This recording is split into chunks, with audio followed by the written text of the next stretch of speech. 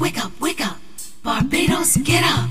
Good morning Barbados, good morning to you. Good morning, morning, morning, morning. Good morning to you. Good morning, morning Barbados, good morning to you. Good morning, morning Barbados, good morning. Wake up, wake up, wake up. Morning to you. Good morning to you. It's Friday, March 22nd.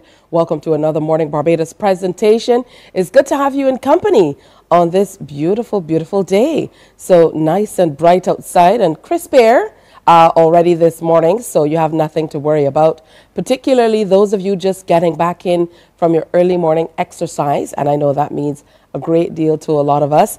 And the others of us who need to do a little catching up, so to speak, in that area, absolutely should take this as a motivator as we look toward the end of one month and get ready for all that a new month will offer. Certainly, if you're like me and you like to start with rounding numbers, which is weird, but we could talk about that another time.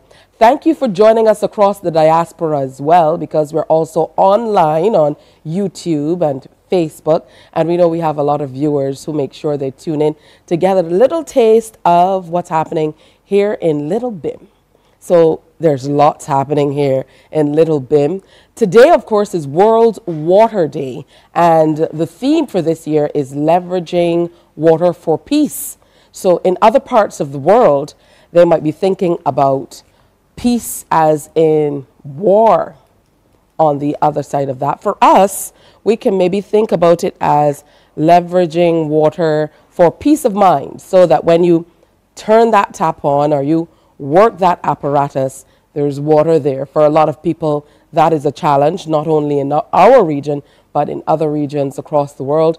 And we all know that water is indeed life.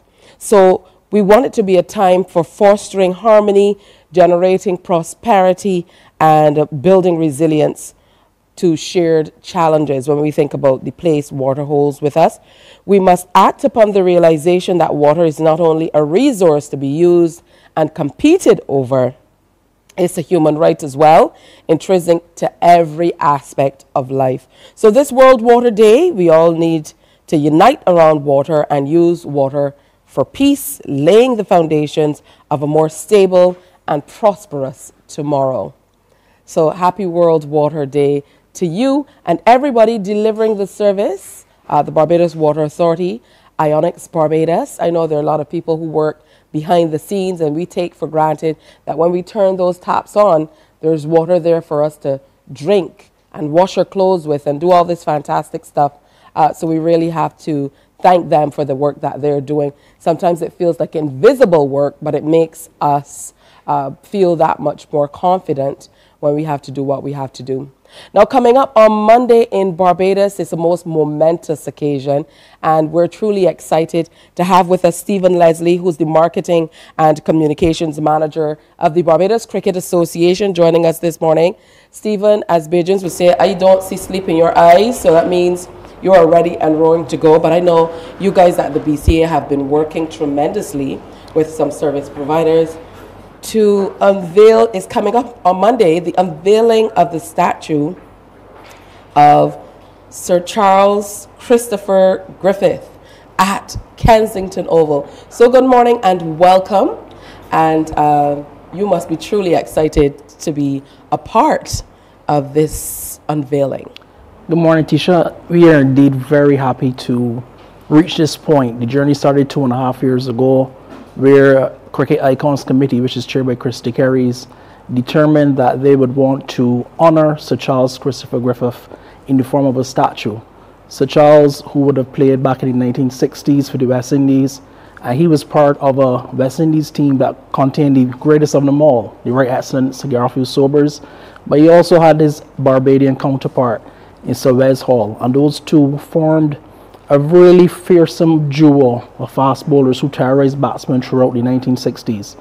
So this journey started where we reached the point now where some private sector funding came together And we are now at the point where we're going to unveil on Monday, March 25th at 4:30 p.m.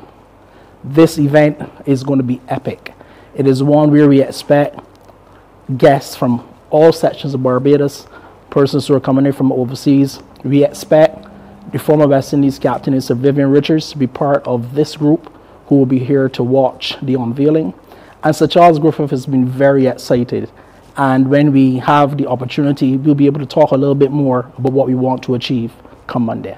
That's beautiful. Now, I remember initially when I heard about this statue of Sir Charles being unveiled at Kensington, I said, why at Kensington? Because I was thinking, Sir Charles.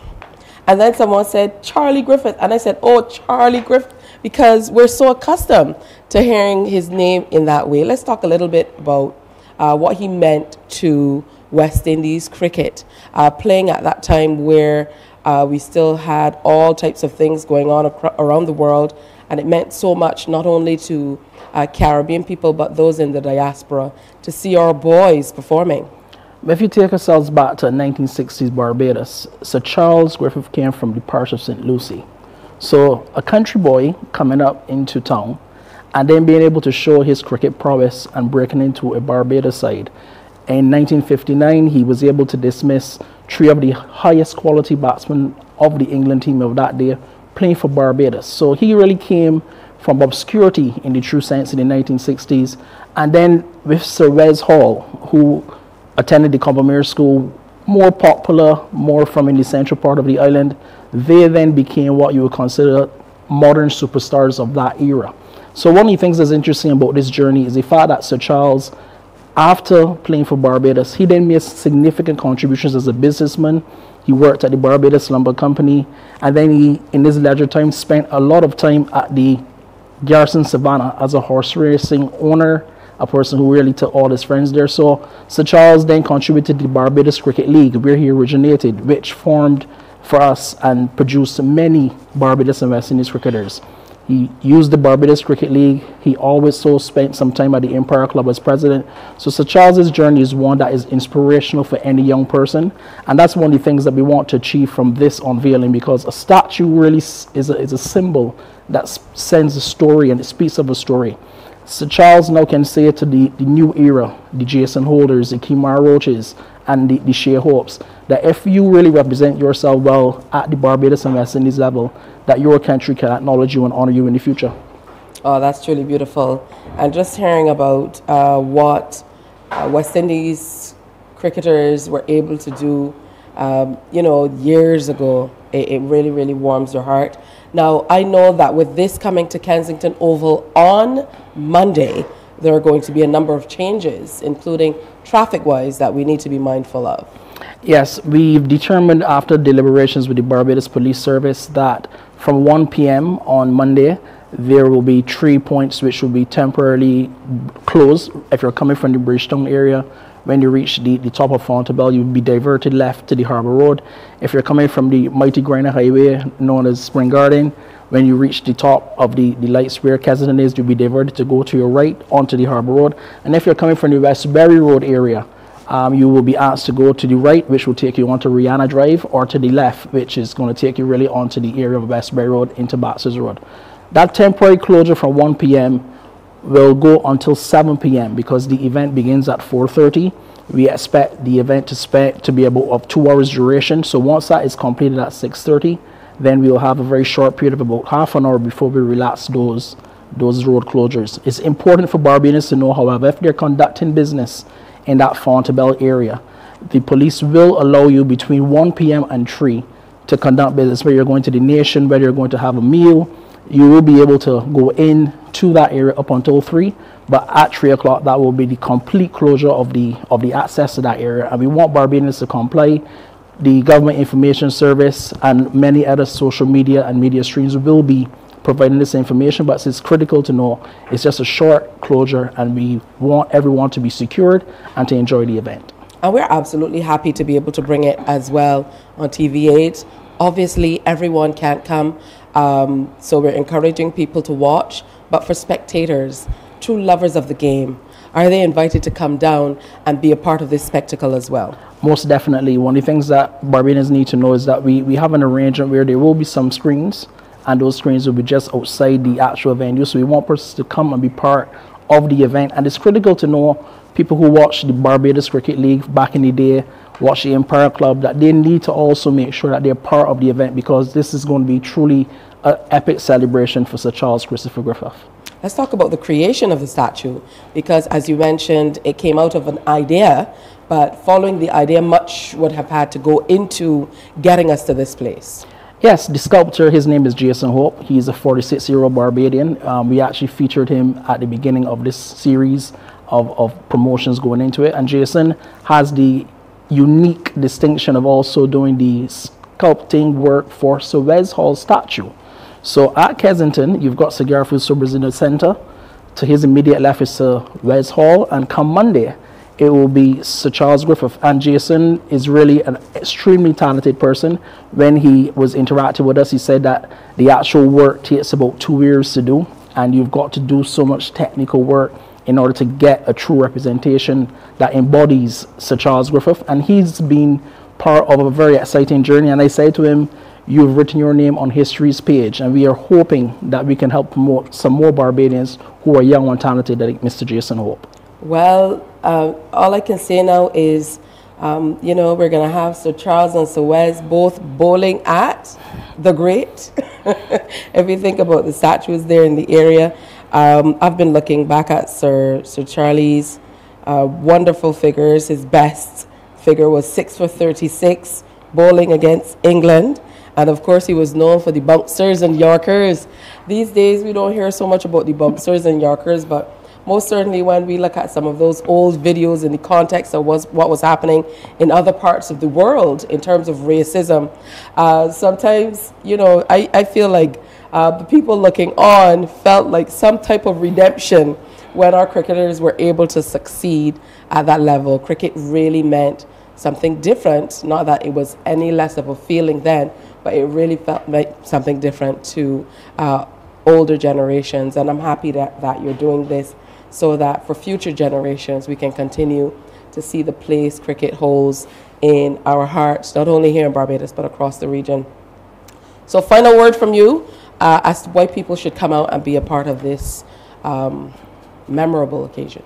Well, I just want to firstly commend the Chief Executive Officer at the BCA, Dr. Roland Toppin, a very hard-working team led by Kathy Ann Grant, Shari Ross. They've come together to really pull together all the backroom work that has to be done, the logistics, and why Barbadians should come, why the world should come and tune in. When you've had excellence exemplified like what Sir Charles Griffith was able to do during the 1960s, again, a lot of different social factors would have played out in those days. And then he's emerged into an 85-year-old gentleman now who, when you look back at his career, business-wise, cricket-wise, and otherwise, this is a Barbadian that really shows what we all can aim for, and we want everyone to be part of this journey. And again, for future generations, the Kemar Roaches, he was so excited to say that he's part of this, you know, interview system and everything that we did. And everyone should be inspired to be able to be part of this important journey come Monday, March 25th at 4:30 p.m. And it will come your way on TV8 as well. Thank you so much, Stephen. Always wonderful to see you and speak with you. Sir Charles, a true unsung hero based on not just what he did on, but off the field as well. The work he did for almost 30 years, mentoring young players, coaching, and so much more. On Monday, he's honored in the most ultimate way with a statue at the Mecca, Kensington Oval. It's 20 minutes past 6 o'clock and time for a break. We'll be back on Morning Barbados after this. Stay with us. Morning, morning, morning. Good morning. Good morning to you.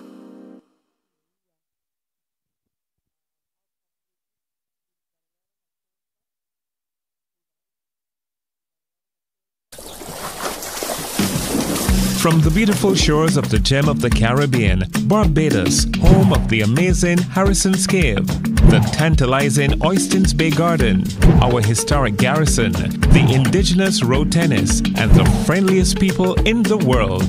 We are 94.7 FM, the ultimate Bajan experience. School sports is in full swing as the athletes are gearing up for the 2024 Powerade Dasani BSAT Championships. Tune into CBC Sports Night with me, Anmar Goodrich Boyce, this and every Tuesday and Thursday for Athlete in the Spotlight. Sponsored by Powerade. Pause is power, and Dasani. Live first, Dasani after. The race is on. Who will be victorious in the Dasani Powerade Barbados Secondary Schools Athletics Championships? Stay tuned to find out. Live coverage of the action will be brought to you on this station from March 20th to 22nd. Dasani Powerade BSAC, sponsored by the Student Revolving Loan Fund, Great Health Works, and CG United.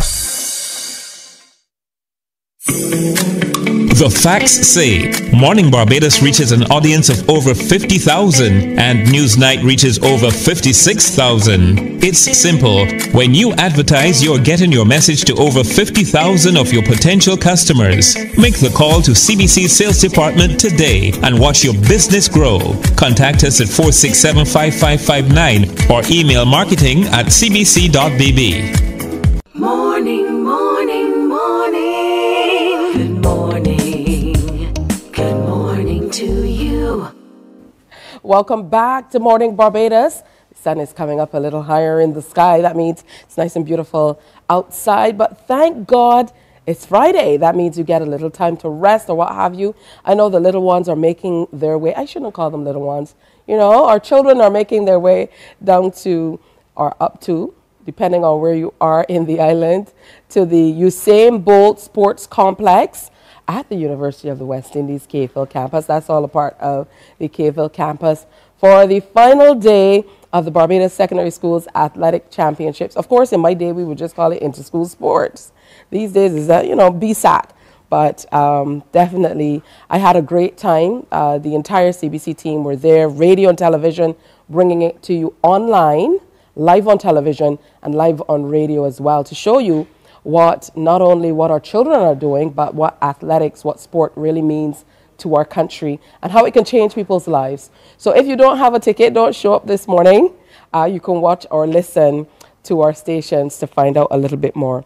So all week we've been celebrating Taster Week, open week of sorts, with the Faculty of Humanities and Education at the University of the West Indies KFIL campus. This morning we wrap it all up. They've been coming out and really engaging and interacting with the society, trying to show new and possibly older students what it's like to be a part of that faculty. So help me welcome Professor Kerwin Best, who is Professor of Popular Culture and Literary Studies. Good morning and welcome. Good morning, Tisha, and good morning, Barbados. Good morning. I think you should have started by saying greetings from up north. Yes, of course. I was saying how different it is when you're coming from the north in the morning, after 5 o'clock, after 5, no problems at all, especially no problems with the traffic lights at over there at Sign Hill.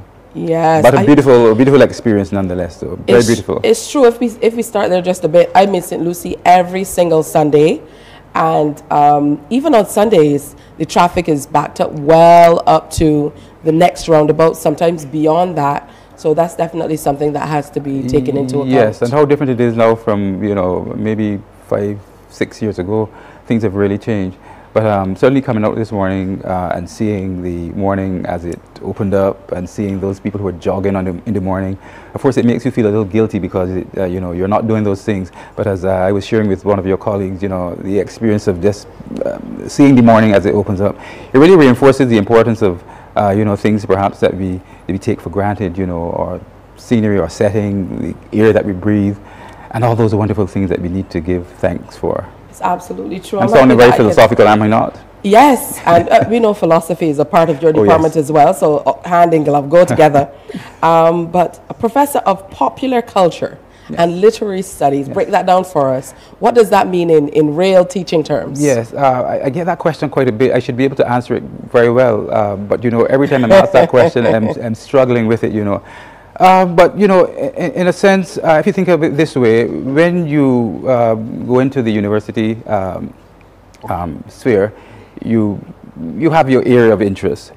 I certainly, when I started, I was with and I still am with well, it used to be the Department of Literature.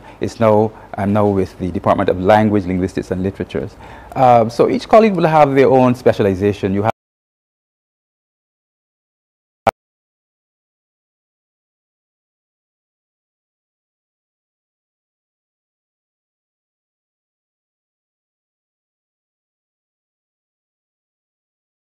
when it comes time when you are getting, and when you get to the highest academic rung, which is the level of professor, then once your work is assessed and it's deemed to be of international standard and standing and so on, then you get the opportunity to you know, say or suggest what it is that you should be titled, you know, what it is, your professorship, what is it going to be in. So that the title then of popular culture and literary studies and so on reflects my own interests and emphasis over the years, though within a department initially and a section now called Literatures in English. My research interest has been around popular culture, literature, and so on. So that I think and when I started some while ago, don't ask me when, and you're going to age me and you're going to date me and so on. But when I certainly started, you know, we were wrestling with these ideas around what is literature, what does it entail, is it only Shakespeare, is it only, you know, Derek Walcott and so on, and where are we going to, do we have a space in that arena for, you know, oral poets, for example, people like Winston Farrell, as I think about him, you know, a great soldier he is. And you know, so my interest has been with, therefore, popular culture, dealing with music, dealing with these days cyber culture, but also looking at youth trends, looking a bit at things like graffiti and so on. So in a sense, you know, to have that title really is an indication then of the area of interest, where I've published most, and what is indeed my specialization, you know. Yes, All right. please. Well, that was the long way around, but I got it. And I understand why you took that route. Yes, please. I know you're custom coming from St. Lucie. I had to. Okay, let me put this down because I see that you've turned up today with a few books. Yes, please. And I'm excited to talk about what you've brought along. Yes. Okay, so it's Literatures in English. That's what we're talking about mostly. And what I've brought along, therefore, is a sample of the kinds of things that we do. I'm going to let you have that one. Okay, so these are some of the books that are used along with the teaching? Well, this is actually the result of the teaching. This is like an in-process. Okay. This is one of our literary annuals, which was started late 1990s. In this, you will find the creative works of lecturers, students, not only students of the university, but also people who are writing nationally, but also regionally. So this short stories, poems. Yeah, I see Deanne Kennedy in here. Yes, it's good. Definitely some Lovely. popular names. So that our students who are now taking or minor in creative writing, but others as well who are doing courses in creative writing, have got the opportunity to, you know, have their works published, to submit them. You can't just get them published, you have to submit them, then they're vetted and so on, and if it's of good quality, then they're included into this literary annual, which is called PUI. So this is one of our important projects that has been going really for some years now. Wow, this one is from 2000. Wow. So you still do it every single year? Well, we try to do it every single year. We've had some challenges over time, but we've been really quite consistent. Though I should say that we have also moved online, as you imagine. Yeah. There were days when we did this only, you know, as these hard copies, but these you're days in the digital space. we have to be, you know, Good we have stuff. to. What else do we have Yeah, here? we also have this one, which if you think that one is a little dated, then what about that one? Journal of West Indian Literature. Okay, And so this shows growth. It shows how you are kind of fluid and moving with what's happening and updating and upgrading the department and what you teach. Yes, definitely. Yes. And this journal, which dates back really to around 1985, 86, some time ago, some decades ago, really is a flagship journal then for literary studies and the study of West Indian literature. You will find in there then some important names over the years. You know, I was the other day just sitting and looking through some of these older issues and seeing names such as Professor Evelyn O'Callaghan, Professor Mark McWatt, who used to be within the literatures and English section. You're also going to find names like individuals such as Mervyn Morris out of UWI Jamaica and others as well. So this journal has been an important document, really. And I like the fact that you cast you know, the discussion around the trajectories of time and how we've evolved. I think one of the things that has remained constant, though, is the passion for literature, the commitment and the commitment to engaging with culture, with literature, with life.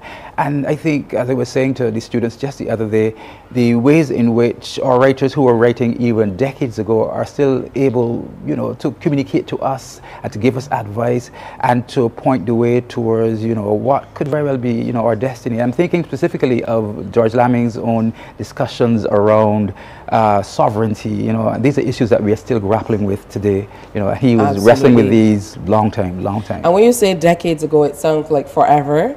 This one is from 1987, and I mean, when we think about it, the time for me has certainly gone by so quickly. As what I like to call an old millennial, I kind of have been able to straddle the two. So that makes all the difference. A lot of the times when we think about humanities and literatures, and before my conversation yesterday with the lecturers of linguistics, yes. They totally changed my view of what it is and how it sits with careers and what these studies are about. So for those people looking on and thinking, you know, what career can I make of? How can I, you know, kind of bring popular culture into what I do outside of people who might be in the cultural industries, for example, or what have you? What would your answer be? Well, you know, I think my colleagues have made some very important interventions in that regard. I think they've given some really excellent and elucidating responses. But I would say, you know, there are the obvious things like, you know, teaching, for example. And I say obvious, and I'm not belittling the profession at all. Our teachers are extremely, as someone was saying to me the other day, teachers are powerful forces within our society. So there's teaching. Many of our students who have done our programs have gone on to work, of course, you know, with the NCF, with CBC. I'm not going to call any names. I know who you're talking about. But excellent students, you know, excellent communicators. But also our students have gone into and are going into other areas as well. We have a number of students who are going into insurance, who are into students, police force. And we also have a tradition, as I was saying to a student who I spoke to along the corridor the other day, who is intending to do law, that there is a tradition of students who have come into the University of the West Indies and who have come and gone into the area of law by route of literatures and English. So literatures and English has really been not only a sort of an endpoint for, you know, individuals who come into the university and who discover themselves, but also a kind of a conduit towards other fields, other areas of engagement. So our peoples are all over Barbados. We have advocates all over Barbados in all spheres, in all arenas, and definitely in the entertainment arena. I'm thinking of two individuals now, I'm not going to call them, but you know, who have been excellent workers. And I should perhaps mention just one individual, Mark Husbands, who didn't begin with us in literature and English, but who has come to be with us and who has done an excellent study, I regard, around calypso, around the calypso throughout the decades of the 2010s, looking at the songs, the lyrics, the stories, but also looking at some of the technical things to do with the arrangements, the key, the registers, and so on. Very, very exciting. So we, as a discipline, we, you know, we support students who are doing our area, but we also have students who are coming from other areas into our field. We have a healthy set of students who come to us every year from biochemistry within the same university, but different faculty, and they do really well. Okay. So that you know, we are open to individuals who want to come to join us. And what we do isn't only study and read these kinds of books. We are doing a whole set of things with books. Students who do our programs are going to do role play. Students, some of my students now, incidentally, in West Indian Literary Classics, are working on TikTok videos for their presentations. So as they work feverishly, you know, we're going to see the end product. So that's the way then of having us, you know, stay relevant. We have to, and be a part of everything. We have to. Professor Best, it was wonderful speaking with you today and delving in a little bit more. We only got through 2 of the many books, you know, but I'm going to go ahead and invite you to come on back. Today is the final day for your open day, and I know you're also going to be in the Bridgetown area. Please. Taken in. It looks to me like you want to do a wrap-up for us. I want to really present this book to you. This is one that was written very recently by one of our lecturers. Our coordinator is Dr. Nicola Hunt. We also have Dr. Mother Island. We also have Dr. Deborah Providence, and this is by Dr. Jacinth Howard. And I want to present this to you as a gift that you can read, you can share as well. And we want to thank you and thank all of Barbados, and we invite you to come be with us and come be part of the movement. Look at my gift, people. I love gifts, and I'm a reader, so this will be finished maybe by tonight. As long as I have a few minutes, you know, I'm there, I'm in the books. So thank you so much. Thank you very much. And it's been wonderful engaging with you guys from Humanities and Education this entire week. Thank you. We thank you very much. We thank you. All right. It's time for another break, guys, but stay there. We are coming back and telling you all about, we're coming back to tell you all about the Weather Kids initiative. We shared some of that with you yesterday. You don't want to miss it. Every hour, every day I'm learning more. The more I learn, the less I know about before.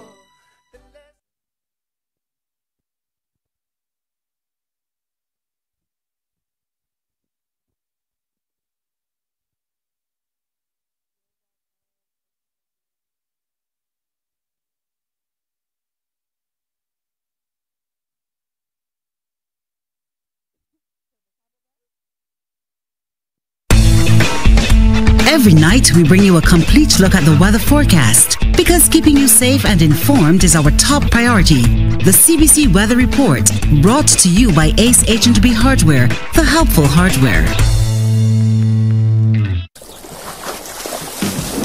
From the beautiful shores of the gem of the Caribbean, Barbados, home of the amazing Harrison's Cave, the tantalizing Oistins Bay Garden, our historic garrison, the indigenous road tennis, and the friendliest people in the world. We are 94.7 FM, the ultimate Bajan experience. School sports is in full swing as the athletes are gearing up for the 2024 Powerade Dasani BSAT Championships. Tune into CBC Sports Night with me, Anmar Goodrich Boyce, this and every Tuesday and Thursday for Athlete in the Spotlight. Sponsored by Powerade. Pause is power, and Dasani. Live first, Dasani after. The race is on. Who will be victorious in the Dasani Powerade Barbados Secondary Schools Athletics Championships? Stay tuned to find out. Live coverage of the action will be brought to you on this station from March 20th to 22nd. Dasani Powerade BSAC, sponsored by the Student Revolving Loan Fund, Great Health Works, and CG United. The facts say Morning Barbados reaches an audience of over 50,000 and Newsnight reaches over 56,000. It's simple. When you advertise, you're getting your message to over 50,000 of your potential customers. Make the call to CBC Sales Department today and watch your business grow. Contact us at 467-5559 or email marketing@cbc.bb.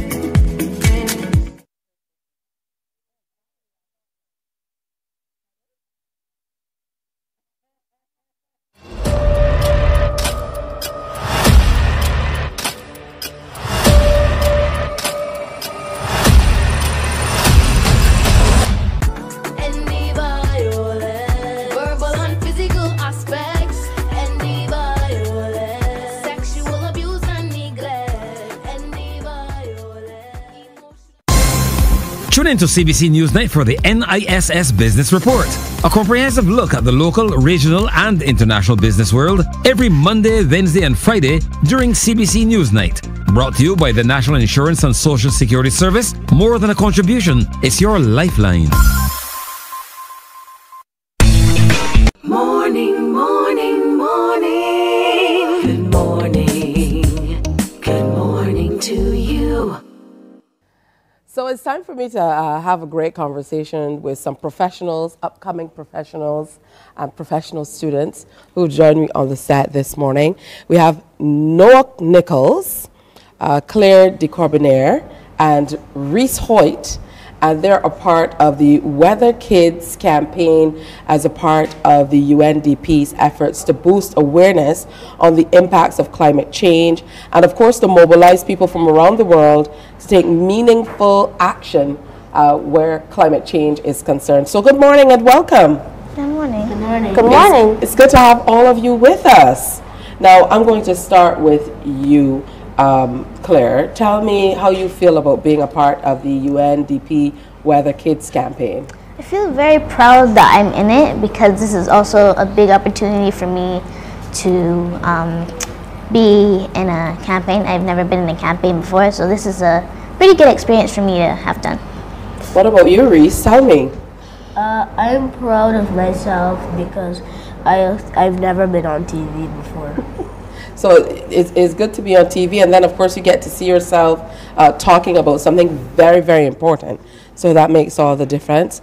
And for you, Noah, how do you feel about being a part of the campaign? I feel very excited. I feel good about being part of this campaign because I've never been part of a campaign before, and it feels good to talk about very serious stuff that could impact and help people around the world. Now, Noah, this is just up your alley because I'm told that you're an aspiring marine biologist and gamer. Yes, very much so. Yeah, the gamer first, the marine biologist after? Yes. Yeah, so they got one of them, yeah, but you know, they all go together. So with that said, I know that there's a campaign that features Claire and Reese, and that is going to be airing on CBC TV8 pretty soon. We saw some of it yesterday. We aired it here on Mornin Barbados, and I'm sure that your schoolmates have seen it. So Reese, what has been the reaction from your schoolmates in seeing you on television or hearing that you're a part of this? I never told them yet, and I don't think they've seen it yet. You've not told them yet? Same. Not from you either, Noah? No, just from the teachers. Oh, the teachers have seen it? And the staff. Nobody saw mine. So just some of the older people. What have they said to you? They said congratulations and that they're very proud and they liked it very much. They think that you did a good job. Yeah. You absolutely did. What about you, Claire? I didn't really like show it to a lot of people, but I did show it to some people. They said a lot of good things about it. I feel like I did a good job myself. So it's not much of. I just feel confident about it, if I'm going to be honest. Okay, that's beautiful stuff. Now, talking about climate change is a major thing, and usually we see people who are very into the environment and climate change and stuff like that participating in campaigns like this. So before this campaign, Reese, were you very interested in what's happening in the environment? I never knew that this was going to happen. I thought everything was going fine, and I didn't know that all of us were littering too much and all sorts of things like that. But now you know. Too much litter. So for you though, Claire, being a part of the campaign, as I asked Reese, you know, was that something that you thought about a lot before you really started being a part of this?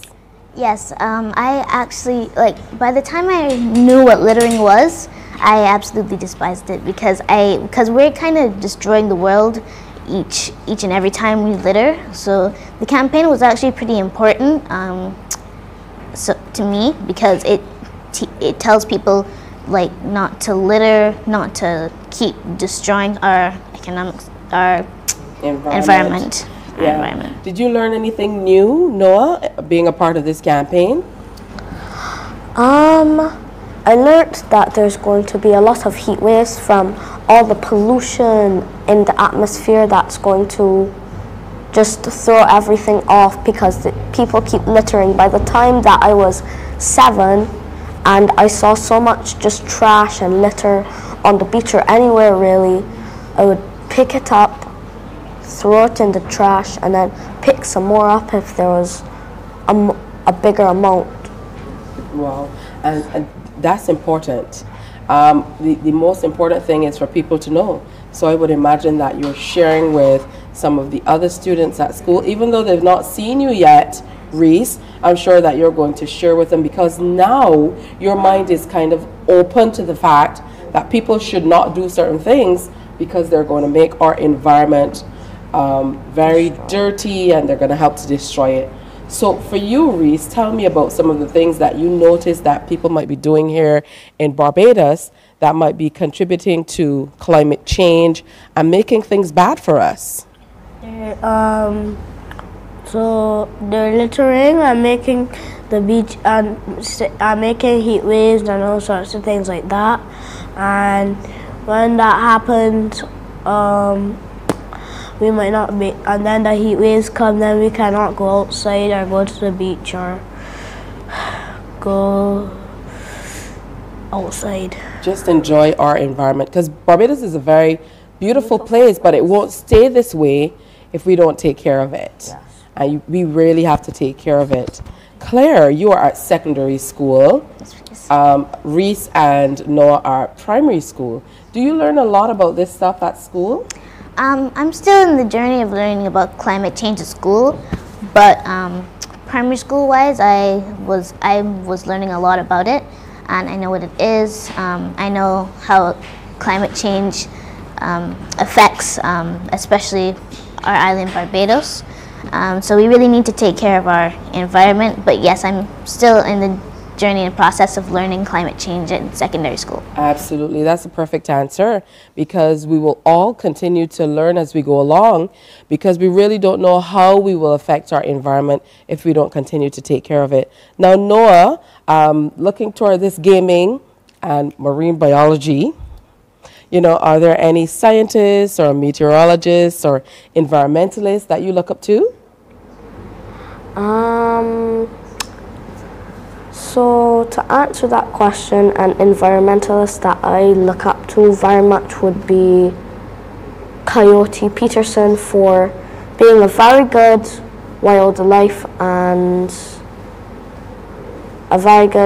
he's very good in interacting with his environment, and he's a good environmentalist to me because he tells you like what not to do and what animals or insects and stuff can be dangerous towards you. Also, I like the sting reaction stuff. All right, well, that's important. And I think what we have to do is to kind of tailor things to suit some younger people. Because sometimes, you know, stuff like what I'm doing now can seem pretty boring. You know, you're looking on, you're like, they're talking. But all of a sudden, here you are. So we're now all in the same boat. We now have the same profession. We know, I mean, I can't even present weather. So for you, Reese, you know, how difficult or how easy was it for you to kind of put on your big boy outfit and head out there and get in front of the cameras and do the weather report? At first, I didn't know how to control the green screen. My mom took me in the girls' bathroom to change. Your mom took you in the girls' bath. How did that come into presenting at all, Reese? I would imagine that's something that just stayed with you. Maybe that was the only one that was available. That's how I got that outfit. My mom brought it and I changed. Simple. I'm trying to defend Mom, but it's not working, Mom. It's not working out for you. What about you, Claire? What was it like kind of putting on your outfit and getting in front of the cameras? It was actually a very good experience for me because I plan to grow up to be an actress. I've been in front of some cameras before, but I've never been behind green screen, so it was a really good experience for that. It was like an actual studio So, and I've always wanted to be in like one of those. So it was a really good experience for me. I like to put on my formal clothes because I don't get to do that often. But yeah, I just felt really mature doing it, and looking at the teleprompter was a big deal because I would mess up some of my words sometimes, but it was a good experience. I was looking up at your dad out of the corner of my eye when you said, I felt really mature doing it, and Dad was like, what? But that happens sometimes with parents. I mean, when you're so confident in what you do. Tell me what your experience was like, Noah, getting all dressed up and getting in front of the screen and recording this. It was a great experience because I don't get to wear suits that often, and I love suits. But also it's a very great experience because I liked the studio and how much technology there would have been, because if that other stuff doesn't work out, then I plan to be an IT teacher for coding and robotics and that stuff. So seeing all that technology and all the stuff with the green screen, it made me feel a bit calm, you know. Yeah, so you were at home with doing this work. Yeah. You certainly looked calm on screen. All three of you did a fantastic job. And, you know, I'm getting a little nervous because soon I won't have anything to do but retire and go on home. Because, I mean, look at the future of presenting right here. Now, I know it is sports time, and Reese told me he's not a sportsman. He said, I'm not a into school sportsman, so I'm going to get back to you on that, but I want to hear from you, you know, what are some of the things you think children your age can do to take care of our environment, or what would you say would be the #1 thing they should at least start by doing to help take care of our environment? Stop using cars so often because of the mufflers and making the you know, the atmosphere bad and making everything hot and getting the coral reefs and all sorts of things. Oh, a lot of stuff. What about you, Noah? What's one thing you think, or what are some of the things people your age can do? Because sometimes when we think about what adults can do, maybe they have more leeway, they could do more, but what can people your age do to help save our environment? Get reusable water bottles, and if you get a plastic bottle, reduce using them, reuse them, and recycle them. I forgot that part, honestly. You didn't, because you just told us. What about you, Claire? I feel like we said, burning is a big part of it because there's like a lot of smoke in the atmosphere.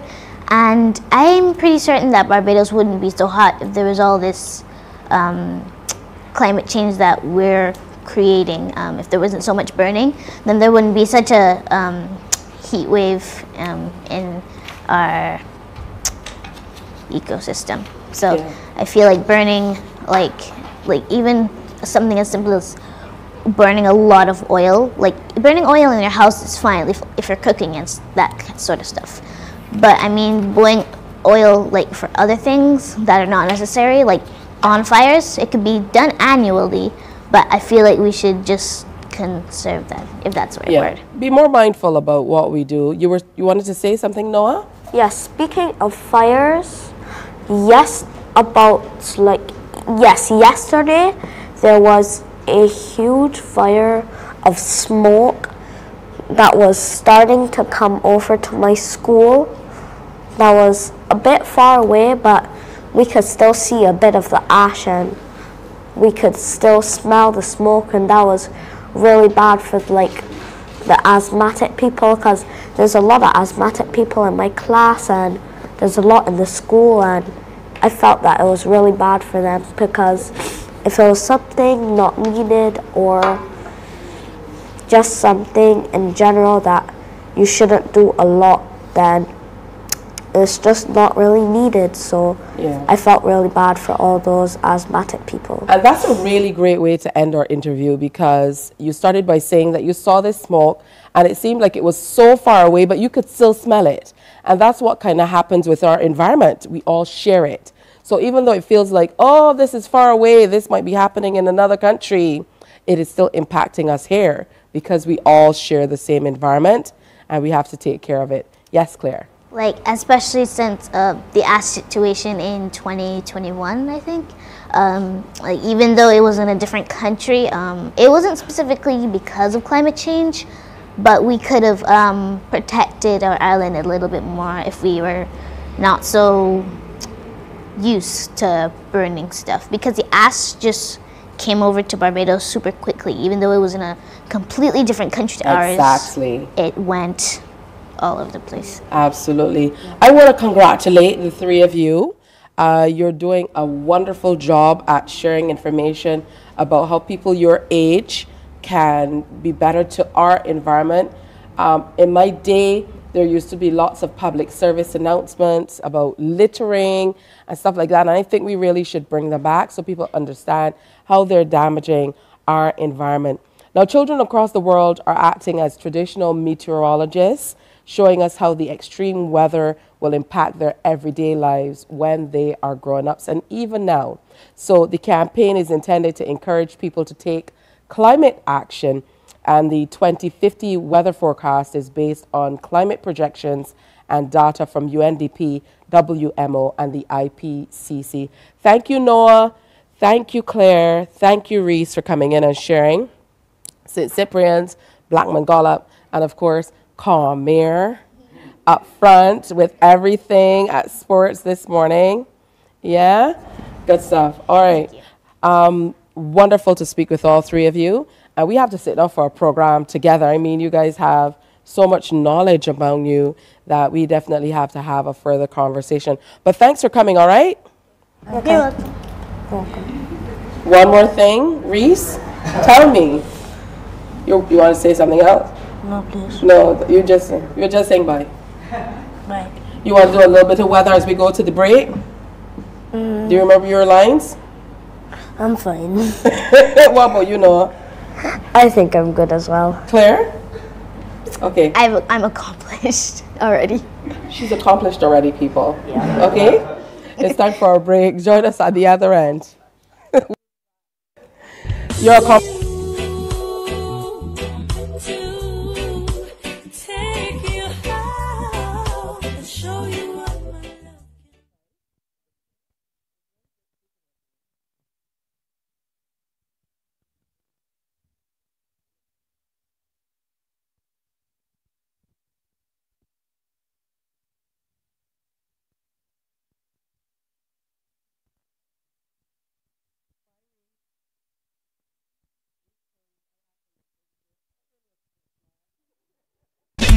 Every night, we bring you a complete look at the weather forecast because keeping you safe and informed is our top priority. The CBC Weather Report, brought to you by Ace H&B Hardware, the helpful hardware.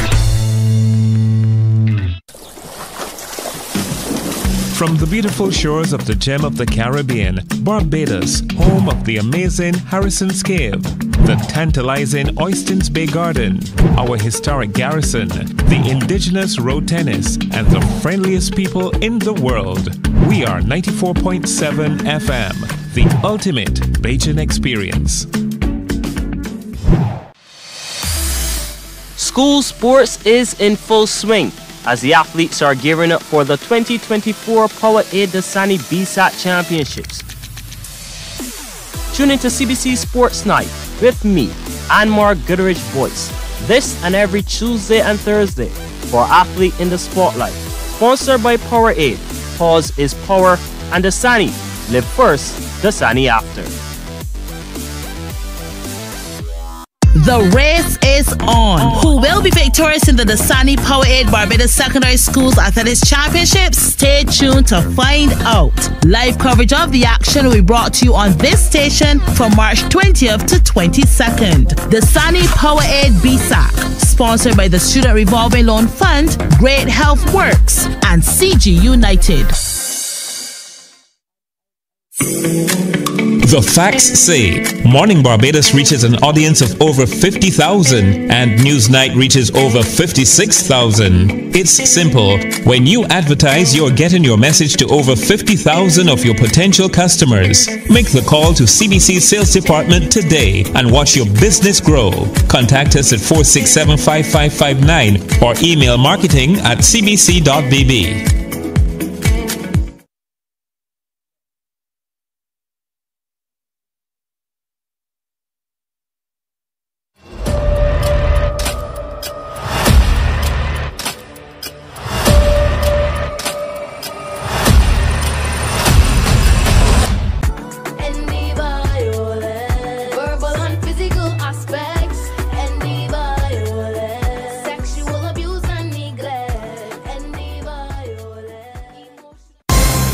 Tune in to CBC Newsnight for the NISS Business Report, a comprehensive look at the local, regional, and international business world every Monday, Wednesday, and Friday during CBC Newsnight. Brought to you by the National Insurance and Social Security Service. More than a contribution, it's your lifeline. Every night, we bring you a complete look at the weather forecast because keeping you safe and informed is our top priority. The CBC Weather Report, brought to you by Ace H&B Hardware, the helpful hardware. Morning, morning, morning. Good morning. Good morning to you. Welcome back to Morning Barbados on this bright, sunshiny sports day in Barbados. I know all eyes will be on the screens or on the little ones hitting the field, the track events at the complex a little later today. Gearing up down there must be like Federation already. We're joined now around the table by Shane Seeley, who's communications specialist with the Queen Elizabeth Hospital, and we get to hear that name a whole lot in relation to what's happening at the organization. So welcome, Shane. And Dr. Christine Greenidge, who is COO, Chief Operations Officer with the QEH as well. So welcome. Good to have you with us. Thank you for having us. All right, good stuff. So I'm going to start with you, Shane, so that you can kind of lay the table for us. First of all, happy 60th anniversary. Thank you so much. And Shane could say same to you. Same. Oh yes, because y'all are into 61 now. Y'all leading us. Y'all are just ahead. Yes. But there's some wonderful initiatives that have been happening in celebration of the 60th year of the Queen Elizabeth Hospital. Talk to us a little bit about all that's been going on for us to see and behind the scenes as well. Yeah, we have been busy at the Queen Elizabeth Hospital, and last week especially because a number of things came together. It's Colon Cancer Awareness Month still. It was Glaucoma Week, and then our clinical risk department had a slew of activities for the week. I'm talking about inviting Spinny down to take us through some of the paces. That was really, really exciting. And then we had an open day where a crush of people just came down just to see not only what the clinical risk management unit has been doing for the past week and throughout the year, but really showcasing a number of departments. So that's what we've been doing during this anniversary year. We have a 60th anniversary committee, and we have been partnering with a number of people throughout the year so far. One of the big things was our blood drive. You would have seen your friend Ricky come and give his 129th, even though he thought it was his 128th blood donation. And we shared it here on Morning Barbados. Exactly. So it's been a big public awareness campaign for us, and Dr. Greenidge, the CEO, is really the spearhead. She's been pushing us to get out there and share the information. It's not about staying within our walls, but really getting the public education to those who matter most, because a lot of people, they depend on the hospital. It's our central or premier healthcare facility here. They depend on us for healthcare, so we want to meet that demand not only in hospital, but just letting them know a bit more about how they can be more responsible for their own health. And it's in a line message with that has that, been shared. absolutely, in line with that, the COO has come up and initiated one such project. I didn't know that this is the first issue? This is the third issue.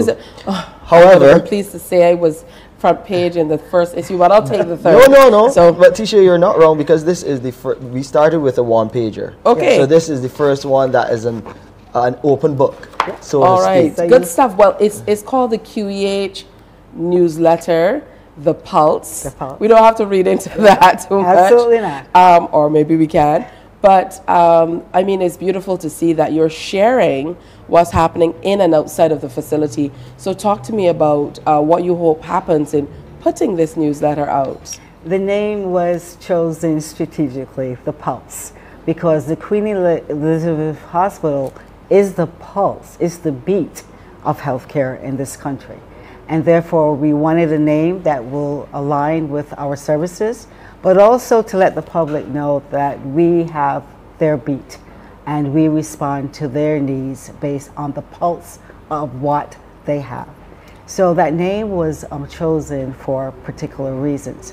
And we hope to educate. I have years of education in my background besides healthcare, and I know the more that we can take on educating the public about the health stakes, about our clinical services, is the more that we can close that gap between an unhealthy state in anyone and the services that we can offer to them.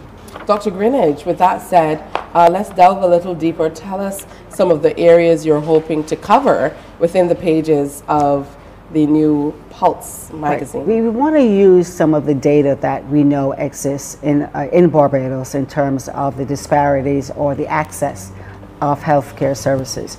So we know about NCDs. So we want to make sure that we are on the beat in explaining what a high blood sugar state is and explaining some of the side effects of some medication. But most importantly, the other comorbid states that can exist when somebody have diabetes. So it's the care of your feet. And I also, I'm sure a story was shared that part of when I'm out there in the public, when I'm not at work, I observe people. It's something that I take a passion in. And what I've noticed is that footwear, I see a lot of Barbadians in slippers, and especially the elderly, and I get concerned in terms of the healthy state of our feet. So if you look at international statistics, Barbados, unfortunately, is up there in what? In amputations. So if we could educate the public about the importance of wearing some footwear in between open toes and unsupported heels and ankles, that we can probably increase the health state of our diabetic population by just looking at proper footwear. So if you're wearing, for example, you have diabetes, you have on sandals, and it's raining, it's slippery, you already created an environment where you can fall and cause injury to your feet. A stone, a little pebble can actually hit a toe or part of the foot. Or even puncture the bottom of the sandal, because a lot of them are made out of the type of material that it can be easily pierced. Yeah, this is a lot of work. It's a beautiful newsletter. Talk to us about distribution, Shane, and how people can get their hands on it. Yes, so you have the hard copy here. Of course, soft copies are available online. We'll have on our website, that's www.qehconnect.com. Then you can also go to our Instagram and Facebook pages, see some of the stories and take in some of the activities as well, because it's not only, you know, about the serious stuff and about the partnerships, because you would see on the front page our partnership with the CBC, with Mornin Barbados, with you featuring our colon cancer, our GI unit, and what we've been doing for colon cancer awareness month. But there are some activities on the inside as well that, you know, people can take part of, and for the staff, you know, when they do that, and I mean they've been really engaging with the newsletter, with the Pulse, they're eligible to win prizes, monthly prizes, during this 60th anniversary year. So it's something that has helped to lift morale as well, because when people see themselves in the Pulse, when staff see themselves in the Pulse, they feel like a part of the organization. They feel like a part of the change that we are trying to make at the QEH as far as public education is concerned, as far as, you know, raising the bar for patient care and patient-centered care, because that has been a big driver for us in this 60th anniversary. All right, now for this particular issue, what are some of the topics that that you look at? I know that you mentioned the blood drive. I can see that immediately, but what are some of the other areas that are near and dear to you, COO, that you wanted to see in this issue? Absolutely. I want to do, being the month of March is Women's Month internationally, looking in particular at some of the healthcare challenges of women. And for Barbados, Barbadian women, fibroids. So I want to have a feature on fibroid surgeries, and also the preservation of fertility in our young women who suffer from fibroids. And just recently, the DMS, Mr. Harris and I, we met with our OBGYN doctors to hear some of their concerns and to heighten the awareness of us trying to close that gap and making sure that the women of Barbados who are suffering every month is another story. If you hear the stories of women, and not only women, but the men in their lives as well.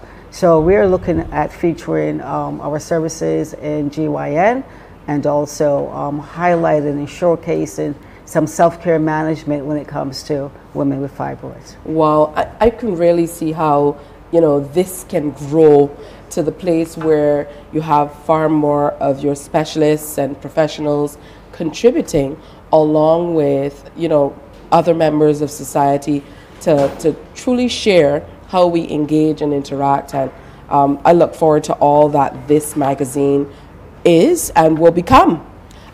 Even hearing you speaking about all the ways that you are celebrating throughout the month of March, if we think about what's happening throughout the month of March alone, I don't know if you will be able to contain it within the pages of a magazine, because Exactly. you know, it's the month of the disabled. I know there was kidney awareness, and we also had you know, the Barbados Council for the Disabled. They came in. Barnard, they have a lot going on. Colon cancer awareness. So there's a lot happening. World Down Syndrome Day yesterday. Absolutely, that needs to be really taken care of.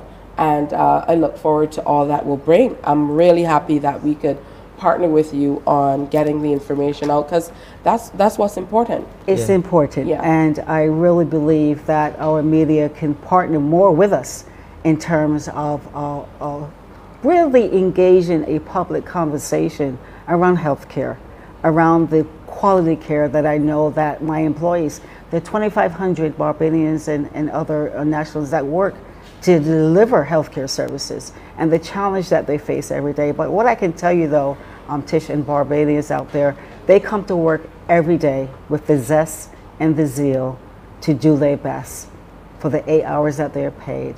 And that is something that I respect. And I know that when I came here 2 years ago, and I just celebrated my 2 years in my role, I started on Valentine's Day in 2022 because I left New York with the love in my heart for my people. I was born here. I'm a Barbadian. As a matter of fact, from St. Philip. From St. Philip, yes, St. Philip, the beautiful parish of St. Philip. But nonetheless, so when I came, I found that there was a lot of sensationalism around my facility, QOH. And I know that there needs to be a balance, and we encourage our public to tell us, you keep us on our toes in terms of when we are not meeting your expectations. Because I tell staff that the patient's perception is our reality, and it gives us the opportunity to do better. Healthcare throughout the world is scrutinized because everybody at some time in their lives, they get sick. You know, you have an Asian parent, you don't know, you see signs of dementia, Alzheimer's, and people are challenged out there, and we need to educate more. And an educated population is going to have a healthier state outcome when it comes to their own personal health. Absolutely. Well, where I see this one, Shane, really making the difference is moving past just the education and adding to the level of engagement that you have with the many publics whom you serve. I think that's one of the most important things about it as well. I'll tell you, especially as far as this edition, when you look through the pages, we also give some information individually on how you can do just that. If you look on the center page, you'll see the Queen Elizabeth Hospital offers a PAL service. We've spoken about this many times. Your hospital PAL. One of the things that I really want to make a clarion call to the public generally, you know, if you have a complaint or if you have a compliment to share with the hospital, there's a correct channel to do it. I know people eagerly, when they have probably a negative experience or something that they don't like. They run to Facebook, they run to Instagram. We're saying to you, if you want to have your complaint heard and dealt with, there are channels to do that. Yes. So reach out to us, because we will answer, we will respond, and we will give you direction. Because we're trying to get away from that, as you mentioned, COO, that sensationalism, because it only damages what we are trying to do.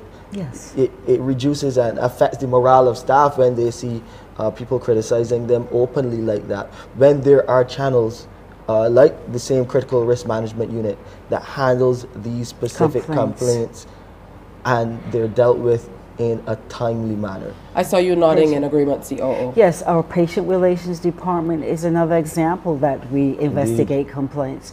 Our quality risks combined. Myself, I get phone calls. I return every single phone call from the public, and I investigate the matter. That's what we're about. So although we are at the core or the focus of our care delivery services, behind that are dedicated, real heart people that enjoy their work, and I have to give them the credit for that. So I think that has to be responsible journalism, and of course maintain a balance, because the QH and its work, even up to our Prime Minister, they are listening. We're 60 years old, our plant is old, and we're delivering the best quality care that we can based on our constraints. But nonetheless, every patient complaint is investigated. And unfortunately, Facebook is not the medium. Come to me, call me, Shane. We have multiple departments that will look at our processes, because we need to do better in those things that we're failing the public. And I take it on every single day. I recognize the importance of facing and investigating and looking to see if this person came through the door in the A&E again, would he or she experience the same type of things? That's what's important about my job and the staff that work throughout the Queen Elizabeth Hospital. A wonderful thing. And in my first 6 months, in noticing, and I'm going to be quite honest, and Shane will agree as well, that some of our staff, everybody has a cell phone. It's very easy to take a photo or a picture and be negative, but what does it give us? And I said, you choose to work here as an employee, do not defile the greatness of the Queen Elizabeth Hospital. I want everybody to take that message, because it could be your grandma. I was raised by a grandmother, wonderful parish of St. Philip. It could be the elderly that you're exposing, and we ought to do better, and we plan to do better. And that's why it keeps me up, I would say, at 2 and 3 o'clock in the morning. Well, how we can do it better. I'm happy that you reinforced that, there is recourse. There are channels for people to be able to vent, and that is important. Yeah. Legitimate channels.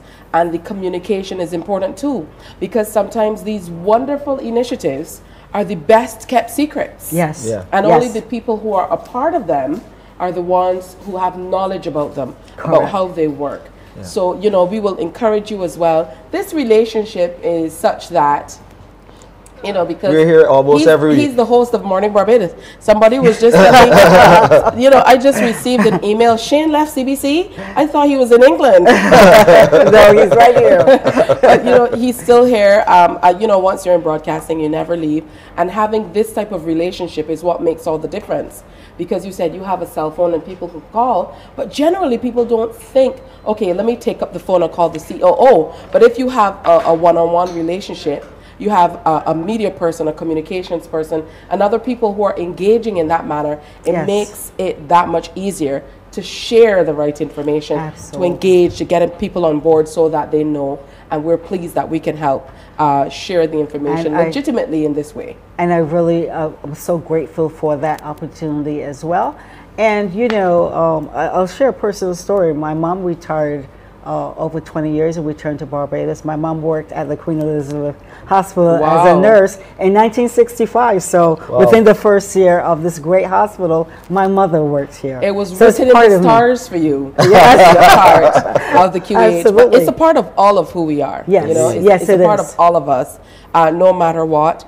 And, you know, to bring it down to the basics, people generally say, if you're that ill, you got to go there. Yes. The reality. So, you know, you really cannot absolve yourself from the responsibilities. A lot of Absolutely people not. speak about their rights as citizens, but their responsibilities that come with it as well, that we have to play our role too. And people, you know, when people come to the hospital, they're normally at their worst, you know, and that's why we thought it very important to bring security here this week, you know, because the customer service relationship starts there, from the security, then from the patient relations rep, then to the nurses, and then to the doctors who eventually treat our patients. It's a process, you know, it's a process in the works as well.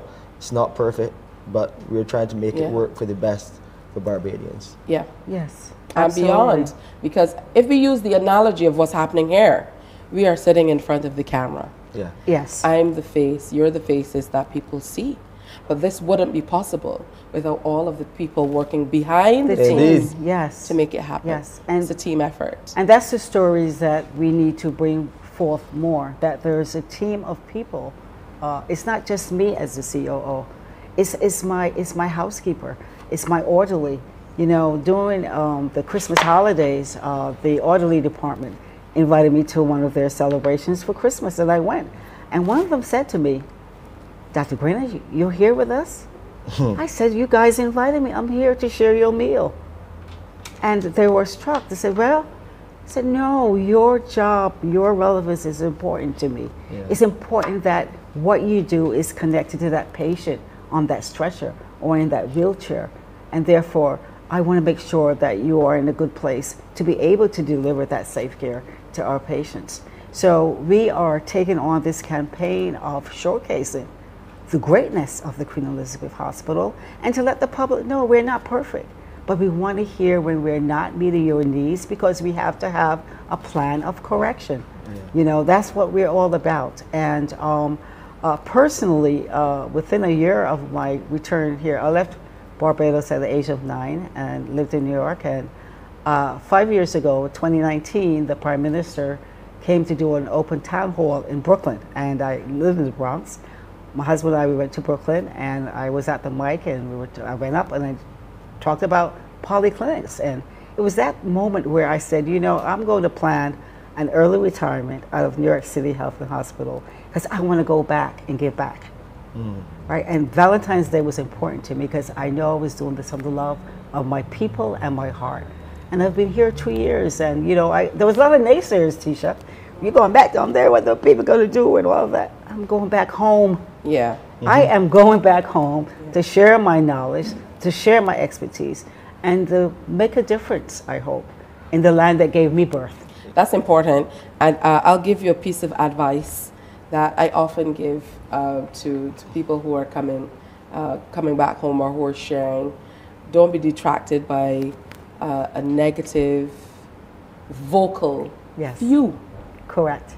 You usually hear the vocal few sharing and pontificating, but for those of us who understand what's happening beneath the surface and going on, maybe we're not as complimentary or outspoken as we really should be. Indeed. I'm happy to see that in just 3 issues, you've moved from a 1-pager now to a 4-pager, and I suspect in another few months, it will be more than a 4-pager. This is a lot of paper and a lot of ink, you know, but that's why we try to have that digital format as well, so that we can reach more people, and Barbadians in general can have their own copy. They can print it at home and they can be a part of the activities page. And give us ideas. Yeah, and send in ideas as well. One thing before we go, you must mention, COO. Yes. As well, since I came to the hospital in July, one of the things that she charged me with is making sure that we get what we call executive rounds going. Oh, yes. And the QH town halls.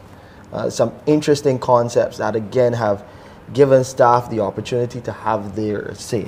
Yes. So executive walking rounds is just that. It's the executive team, at least once a month, sometimes twice a month, walking around the hospital, engaging in conversations with the staff, encourage them to tell us, you know, what is in your working environment that could be better to help you do your job much better, so that our patients are the benefits from the work that you do.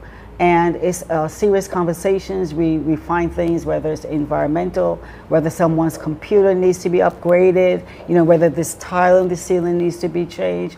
And it's a challenge to the executive team, the directors, to look within that lens of a patient and or of someone who's coming in, sitting in pharmacy or outpatient pharmacy waiting on medications. So it keeps us connected.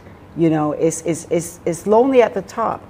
We have many meetings that take us away, but for the team of executives, and Shane spearheads as well, to look and have conversations with our staff, but to see where improvement can be done as quickly as it can. Good stuff. I'm happy that you came here today, Chief Operations Officer Dr. Greenwich, to share and show the human side of the entire effort, because that too is equally as important as talking about what you do and the service delivery.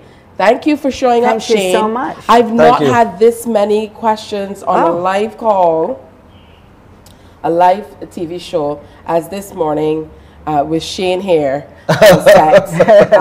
You know, about 13 WhatsApp messages, emails and stuff of how happy people are to see you back in front of the Mornin Barbados logo. Fellas, show it. This might be our last chance. Not at all. We'll be here the entire year. And we really want to thank CBC. Absolutely. For really supporting us. They've been the responsible media. The other media houses are doing what they can, but really, we really want to thank CBC from the bottom of our heart for helping us to share a message and get out to the public. All right, thank you, and all the best. Absolutely. And I'm more than pleased to be on the front page. You gotta be. You gotta be. You know, as women, there are always things we can find. A beautiful picture, Tisha. I see some back fat. Awesome. Yeah, but thank you very much. Indeed, a pleasure to have you here. Thank you. Shane Seeley, Communication Specialist with the QEH, Dr. Christine Greenwich, Chief Operations Officer with the QEH, sharing all about what's going on. So make sure you pick up the pulse or figure out how you can get it online. It's available in the digital space. Stay with us, because coming up, there is a multi-sensory literacy workshop that will be looking at approaches to the Montessori style of teaching as well, with the well-known Sandy Field-Kelman. She's brought along Natasha Gray, and we're going to have a conversation starter on all of that. That's next on Morning Barbados. Plus, entertaining at home. We have Kimberly coming through. She's the interior curator here at Standard, and we're going to take you over to the kitchen as she shows you ways to spruce up your small space and welcome some friends and family for the upcoming bank holiday. That's all coming up next. Are you ready? Are you ready? You can call me by my name. I am ready to roll. Once the rules remain.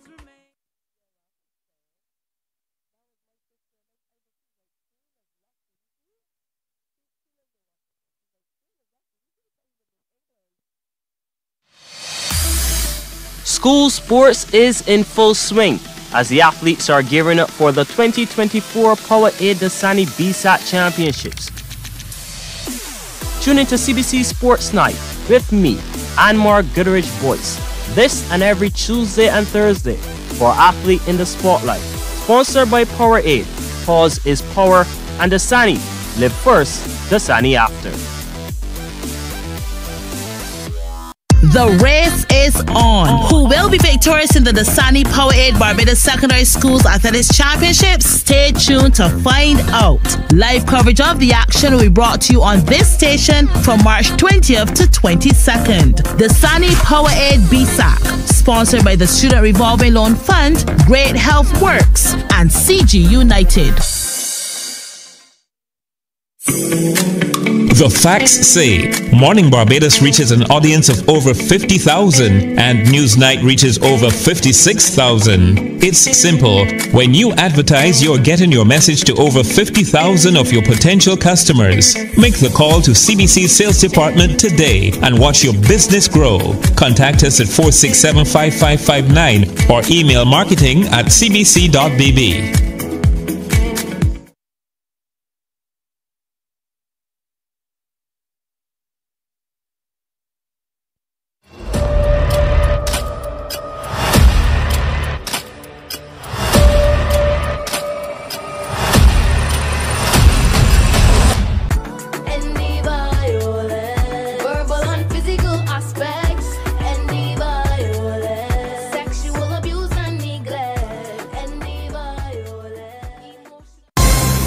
Tune in to CBC Newsnight for the NISS Business Report, a comprehensive look at the local, regional, and international business world every Monday, Wednesday, and Friday during CBC Newsnight. Brought to you by the National Insurance and Social Security Service. More than a contribution, it's your lifeline. Every night, we bring you a complete look at the weather forecast because keeping you safe and informed is our top priority. The CBC Weather Report, brought to you by Ace H&B Hardware, the helpful hardware. From the beautiful shores of the gem of the Caribbean, Barbados, home of the amazing Harrison's Cave, the tantalizing Oystins Bay Garden, our historic garrison, the indigenous road tennis, and the friendliest people in the world. We are 94.7 FM, the ultimate Bajan experience. Morning, morning, morning. Good morning. Good morning to you. Hey, with Morning Barbados, we love to reach out and connect. And one of those people who is a friend to the show here, but always reaches out, always connects with us, almost on a daily basis, is this next beautiful lady who's joining us, Sandy Field Kelman, principal of the Reading and Finishing School. And we're joined too by Natasha Gray, who is director of Spark Learning, structured literacy specialist, and she's also an educational diagnostician. Yes. Got it right? Yes. Okay, so welcome, ladies. Good to have you with us. Thank you. And as I told you before we came back from the break, color coordinated. I know you say that it's not planned, but great minds think alike. So it's wonderful to have you with us. Sandy, I know that literacy is your area of specialty and it's also your passion. So talk to us first of all about that, and then let's get into this upcoming literacy workshop. All right. First of all, thanks for having us. Montessori, first of all, let me explain what Montessori method is for the persons who don't know.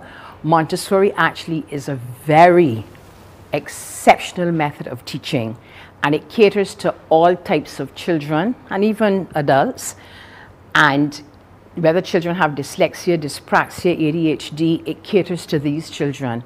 But what is so wonderful about Montessori is that you teach in unit pods, small groups, one-on-one, 4 or 5 children at a time, so that you, the teacher, can actually find out, of course, when you have your diagnostic test, what that child's problem is or challenge is. What about it also, children are able to do hands-on programs on their own, with, of course, the aid of the teacher or the teachers, and that helps to develop that child. Phonemic awareness, which falls under literacy, at an early age from the cradle, 3 years old, 4 years old, that is when we should be really and truly inculcating those skills, the sounding, the phonetics to these children, so that by the time they're 6 and 7, 8 years old, they have an idea of the sounding, the actual pronunciation, enunciation, articulation, communication, all the Asians, so that they are able then to read well, because they would have had that phonemic awareness at an early age. And that is why that particular method is so, I mean, it's worldwide, it's beautiful, it's wonderful, and a lot of people who don't know about Montessori really need to really do some research on it, because even if you have challenges, you can find your way in life and your skill, and that skill then is very, very, very, Excellent. very It certainly sounds foundational.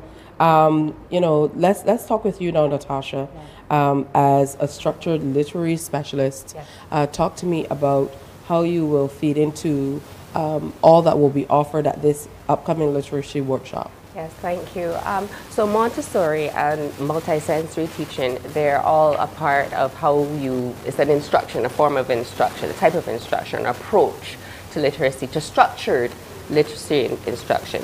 So what it does, it uses all the multisensory pathways that we have, which are auditory, visual, auditory, kinesthetic, and tactile. So our auditory sense, our visual sense, our kinesthetic, which is movement, and tactile, being able to touch. So if you remember, you and I, maybe Sandy and I, and yourself, we grew up on a rote system where you see a word, you just repeat it. And that's how we were taught. But that's incorrect. That's not how we should be taught reading or how we should be taught literacy. We have to ensure that children understand sounds, as Sandy, phonemic awareness, phonological awareness, fluency, decoding skills, and that's how they will learn. And multisensory does not necessarily mean you're going to use sound and things like that. It is really how we pronounce the sounds and how our facial expressions and our mouth is used for children to understand how, say for example, we're teaching letter sounds. So shh, just talking about SH, right? How our mouth is formed, shh, shh, things like that. They're two different, like Sandy's saying, TH has two different sounds. There's the as in thumb, and then there's the like in the. So we have to ensure that children use all of their senses in order to understand reading and literacy instruction. And as Sandy mentioned just now, Montessori starts from very early. But what I also want to add to that is that reading actually starts from as early as in utero. It starts from the minute the child is in the womb. And if you think about it, children, they hear the sounds from in the womb. So that's the very first way that we should be teaching children, from sound to symbol. So understand the sound of a letter and then teach them the symbol. All right, now for us, let's talk about this particular workshop. I don't want it to get away from us, so I want to really focus on when it is coming up, how we can get involved, because I know that as parents, you hear these things and you're thinking, I know a child who can benefit from this and what will be happening. So Sandy, talk to us about how people can get in on the workshop. But before we go there, what are some of the specific areas that you'll be covering? We're going to be actually doing a lot of practical hands-on work. They'll be actually shown and demonstrated, and the persons, the participants, whether it's parents, and we're catering to parents, BCC students, university students, so educators. It's across ages? Yes. Are you looking at any particular numbers for registration in terms of how many people can be a part of it? Yes, we would say maybe about 60 persons. Okay. And persons who are obviously wanting to get into this field of work and so on. So it's for professionals? No, not necessarily. Professionals? Parents especially, because I find that when children leave school, they need to have that continuum at home. So the parent needs to have some kind of idea how to be able to do a hands-on approach with the child. So we're going to be doing hands-on practical things with the people, shown, of course, demonstrated with the actual Montessori equipment. All right? Showing, and then, of course, we will explain how this program or this project should be put over. So we are asking parents, preschool teachers, nursery teachers, people who are interested in Montessori, who never did Montessori, but did Macmillan Sisters, because that's another method, who would be interested, because as I said, Montessori is a hands-on program. Yes. All right, so it comes up on March 30th, 8:30 to 3 o'clock, or 8 to 3. Yes, 8 to 3. So it runs all day. Yes. Let's talk about the registration. How can people get in on it, find out a little bit more information and the like? So parents, educators, teachers, everyone, you can register by email or by phone. And the phone number is on there, but you can email Sandy, that's SANDIE, Kel, @gmail.com, or you can contact us through Spark Learning. You can DM us, you can call us directly, and we will share the registration information with you. But you can also register that same morning for those who are, who may not be able to register early. You can register at 8 o'clock next Saturday morning at Sky Mall, upstairs Sky Mall. Okay, so you can make it there and register, but I don't think, if you're hosting limited numbers, I wouldn't advise people to wait until then to show up. No. Yeah, but this definitely is very interesting. I like that you're also including parents. Yes. Because, as you mentioned, it not only starts in the school setting, but it carries through to home. So approaches to Montessori and multisensory, a literacy workshop. Of course, the facilitators are Sandy Field-Kelman and Natasha Gray, both very well versed in these areas, and they're inviting you to register to encounter an enriching experience with Montessori and multisensory methods to learning. It's not only for parents, preschool teachers and teachers, but for all of us who want to see our children do better. It's for everyone. I want to thank you ladies for coming in and sharing with us. And Sandy, this is only the start of the conversation. Yes. We know that we must continue the conversation. Yes, because we have to speak about pedagogies and all For that. sure. We definitely will be drawing on your expertise, and maybe we can bring Natasha along as well. So make sure that you register for this session. It's $150. Sky Mall Conference Room number 2. Email Sandy, Sandy, S-A-N-D-I-E, Kel, @gmail.com, or call 258-6075 to find out more information. Thank you for having us. And thank you as well. It's time to take a break. When we come back, we are entertaining at home. Remember, we're live from Standard. We're going to take it over to the kitchen area, and their interior curator, Kimberly, she is in, and we're going to tell you all the wonderful ways you can make the space look beautiful. That's next. Morning, morning, morning. Good morning. Good morning to you.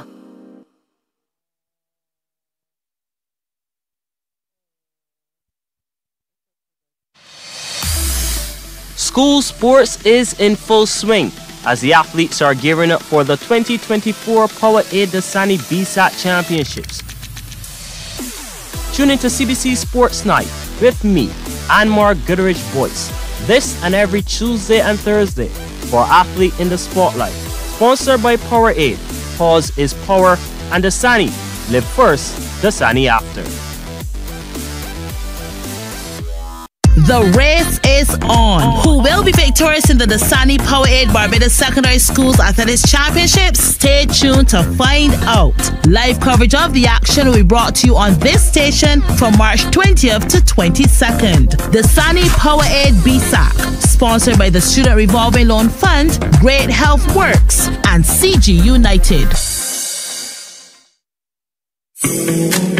The facts say Morning Barbados reaches an audience of over 50,000 and Newsnight reaches over 56,000. It's simple. When you advertise, you're getting your message to over 50,000 of your potential customers. Make the call to CBC Sales Department today and watch your business grow. Contact us at 467-5559 or email marketing@cbc.bb.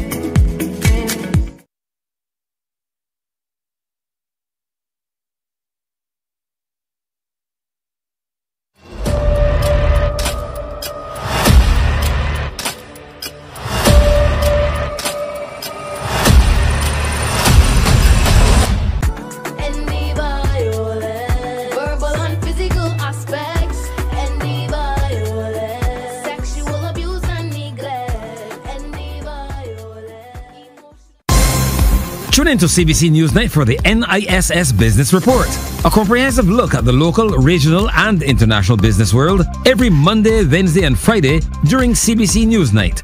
Brought to you by the National Insurance and Social Security Service. More than a contribution, it's your lifeline.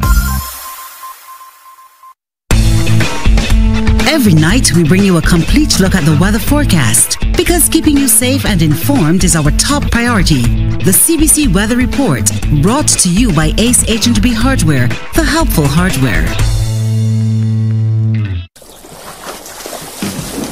From the beautiful shores of the gem of the Caribbean, Barbados, home of the amazing Harrison's Cave, the tantalizing Oystins Bay Garden, our historic garrison, the indigenous road tennis, and the friendliest people in the world. We are 94.7 FM, the ultimate Bajan experience.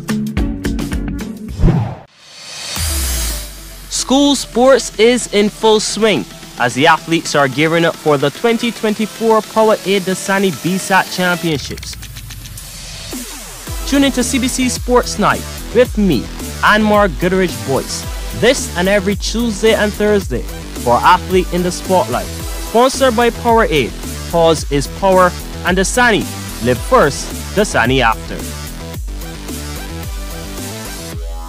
The race is on. Who will be victorious in the Dasani Powerade Barbados Secondary Schools Athletics Championships? Stay tuned to find out.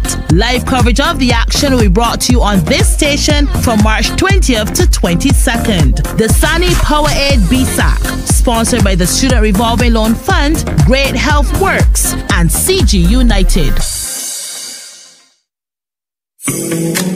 The facts say Morning Barbados reaches an audience of over 50,000 and Newsnight reaches over 56,000. It's simple. When you advertise, you're getting your message to over 50,000 of your potential customers. Make the call to CBC Sales Department today and watch your business grow. Contact us at 467-5559 or email marketing@cbc.bb.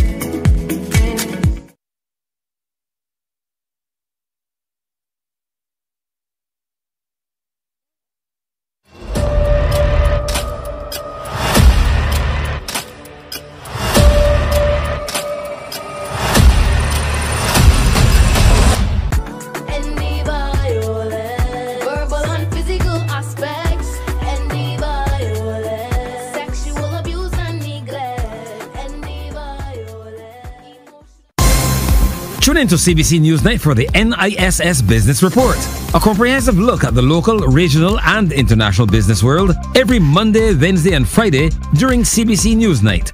Brought to you by the National Insurance and Social Security Service. More than a contribution, it's your lifeline. Every night, we bring you a complete look at the weather forecast because keeping you safe and informed is our top priority. The CBC Weather Report, brought to you by Ace H&B Hardware, the helpful hardware.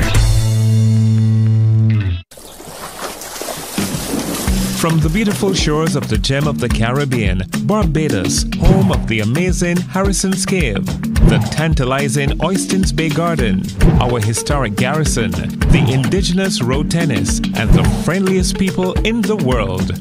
We are 94.7 FM, the ultimate Bajan experience.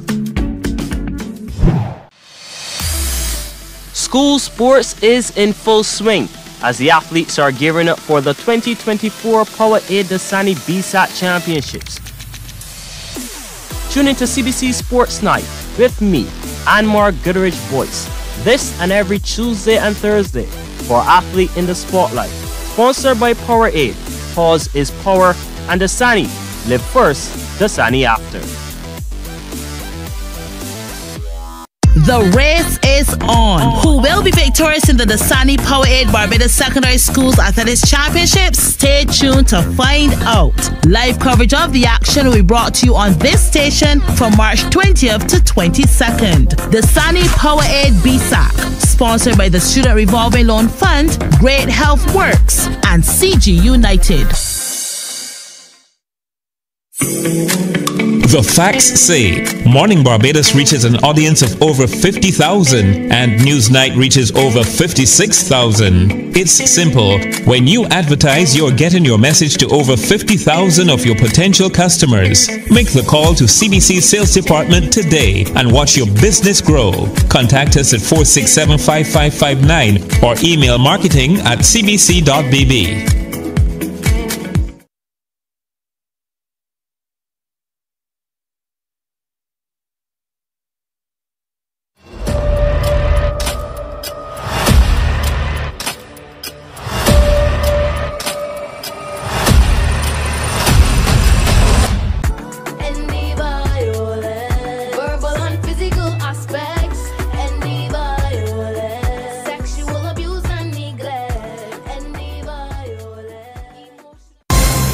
Tune in to CBC Newsnight for the NISS Business Report, a comprehensive look at the local, regional, and international business world every Monday, Wednesday, and Friday during CBC Newsnight. Brought to you by the National Insurance and Social Security Service. More than a contribution, it's your life. Morning, morning, morning. Good morning. Good morning to you. Thanks for joining us in the kitchen area. Lots happening. We wanted to look at entertaining at home oftentimes you don't want to go out. You just want to have some people in and maximize what you have there. Maybe you're not that confident about how the kitchen is looking and whether you can entertain in that space. Well, Kimberly Payne is saying you absolutely can. She is the interior curator for Emerald Living Interiors, and she works along with our friends here at Standard. So today, welcome, Kimberly. Thank you. Now, we're looking at entertaining at home, and you wanted to bring us into the kitchen area. Yes, because a lot of people do entertain in the kitchen. If you have an open plan living space, you normally have an island or a peninsula where persons sit and just watch you do your thing. All right, so you said that a good place to start is seating. Before a lot of people, a lot of the older homes have the kitchen kind of set away from the rest of the home. These days, as people move more toward open settings, we're finding that people are entertaining more in the kitchen area. Yes. So a really good way to start is the seating, but even before that, if you wanted to refresh your kitchen, it's looking a little dull, the paint is starting to peel or something like that, you start with your paints. Repaint the cupboards, that gives the kitchen a whole new lease on life. So that's a good way to start, and Berger has their color shop in store that you can always come in and look at the colors they have, and you can marry it with then the decor that you want to I add love in. that. Let me step over Yes. here so and look at this. So you have this available Berger color shop in store. Yes. That you can go on through and take a look at all their colors. So you have neutrals. all right, how about that? So if you want to go with a blue, for example, you Yes. select that and then you go. And then you can go with all your furniture. All right, and so design once you have the kitchen refreshed with color, then of course these beautiful really nice stools chairs. are quite the option. And Yes. I've had an opportunity to try them. So great to sit down as well. And then you brought out some pots. Usually with Barbadians, we think when people come, the food should be ready. But, you know, I've experienced other cultures where they incorporate the cooking, the preparation of the meal Yes. into the entertaining. Yes, and having beautiful pots. So when you're cooking, you can actually just serve within these pots because the pots are gorgeous here. And then a few other pieces that might help add to The spice the decor. rack, yes, the spice rack. You can refresh your spice rack. Persons usually do like some drawers, but if you have a lovely spice rack, you can always put it on display as well. Cooking, as you can see, all the pot sets here are absolutely lovely. I love this one with this stone. If you like a little bit of glitz and glamour. And then so then you don't have to look at service dishes. No. These can double for your serving. For your Like serving. these serving utensils and the as serving well. utensils as well. So like this one here with this, you know, the terracotta, sorry, not terracotta, the stone kind of look to it. It comes with a serving set. So Right. that's a full set. So if you're serving from these gorgeous pots, you don't then have to add to that by looking for things to serve in your platters and this and that and the other. I love that. Also, decor. Quickly, I know this is your particular area. Yes, love it. It's always good to add a little bit of color into the space with your flowers, or if some gentlemen say, you know, we don't like all the flowers, they might want some bamboo, nice bamboo. Just add some greenery into the space a little bit. If you have the space that you can put it, add something like that. Lovely wine rack. You're entertaining, so you're going to need to have the wine or whatever beverage you choose on display and on a hand. Okay, and Yes. we also have a nice display. I don't know if we can catch it. What's just that? behind a few of the desserts already on display too that are there. And you brought along a few things that can help to make preparation easier. Yes, make it a lot easier and a lot quicker. So you have can your spend air more time with the fryers guests. With the guests, exactly. And then, of course, once you're finished, you need to store all your leftovers, if there are leftovers. So you have your storing containers as well, glass storing. Oh gosh, I can't speak today. Your glass storing containers. All right, how about that? Yes. So entertaining at home made easy. We're going to go through everything quickly. So refresh with a little paint.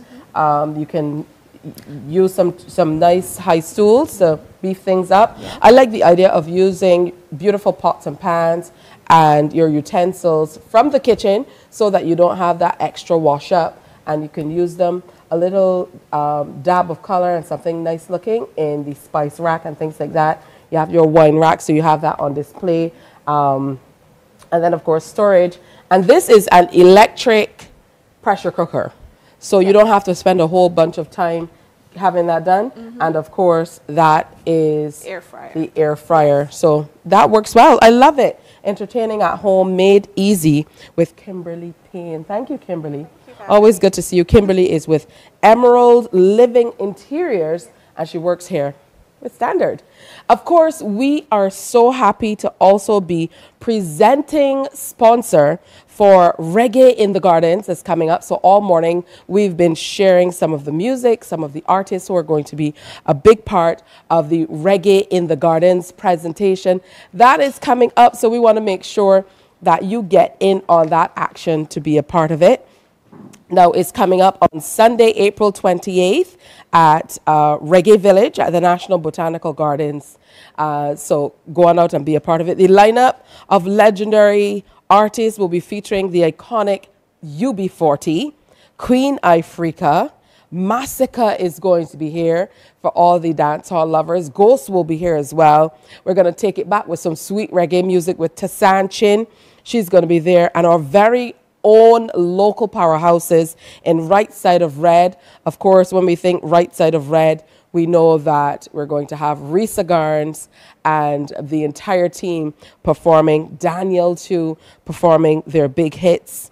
And Peter Morgan, there will be a tribute to Peter Morgan from Morgan Heritage. The Heritage Clan will be here for the first performance since the passing of their brother, Peter Morgan. So there's absolutely lots happening. The gates open at 4 o'clock in the evening, and the excitement kicks off at 6 o'clock sharp. The wonderful thing I heard about this is it's also being dubbed a real family affair. So they're saying that if you have children 15 years and under, if you bring their ID cards, they get in for free. To be a part of the entire presentation.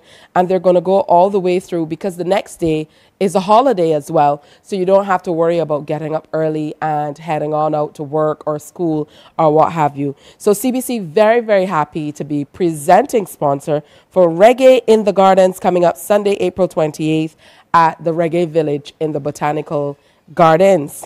How about that? All right, it's time for us to take a look at what is coming up on Morning Barbados next week. I can't believe we're already here at the end of another week. We are still here at Standard, of course, and we're pleased to be here with the entire team. So make sure that you stay with us. Before we go, though, we want you to secure your tickets for the reggae event. Early bird tickets are available now at $70, general $90, early bird VIP $350, regular VIP $400.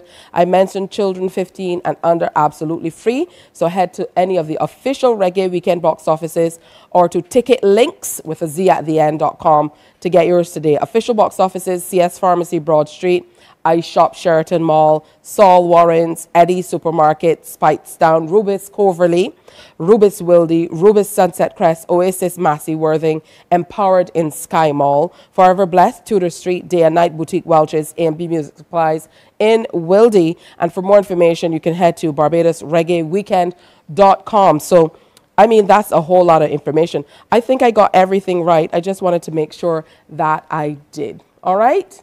So coming up, before we go, we want to share what's coming up this weekend. Saturday is World Meteorology Day. We've been telling you all about that. And the theme for World Meteorology Day 2024 is at the front line of climate action. So make sure you think about that. World Meteorology Services Expo is on Saturday, March 23rd. So you can join in the fun. It's an interactive day from 10 a.m. to 5 p.m. at the building in Charnox in Christchurch. Okay? There's also a scavenger hunt coming up on Saturday, tomorrow from 11 to 3. Registration has already closed. So if you're not in with the scavenger hunt, then, you know, you're going to have to enjoy hearing about it. Chrissy's Care Special Needs Fun Day is coming up tomorrow, Saturday as well, from 1 to 7 p.m. at the Dighton Griffith School as well. There will be jumping tents, face painting, craft station games, and a whole lot more. So that's Chrissy's Care Special Needs Fun Day. at the Dighton Griffith School, somewhere for you to go perhaps with the children. The Methodist Church, James Street, Spitestown Circuit, they're presenting Triumphant with Jesus, Fighting Like a Champion. That's on Sunday, March 24th at 4:30 in the afternoon. And we had the Reverend here telling us all about it as well. And it's going to be over in the Deacons area and in the area of the Ann Hill Church. So you can be a part of that. Plus the Climb 2024, the motivational event for entrepreneurs, also comes off on Sunday, March 24th at 4:30 p.m. at the Hilton Barbados Resort. We had Sharita Odell in to tell us all about that. Registration is still open. So if you need an extra boost for your entrepreneur, you definitely should check that out. Sunday is World Tuberculosis Day.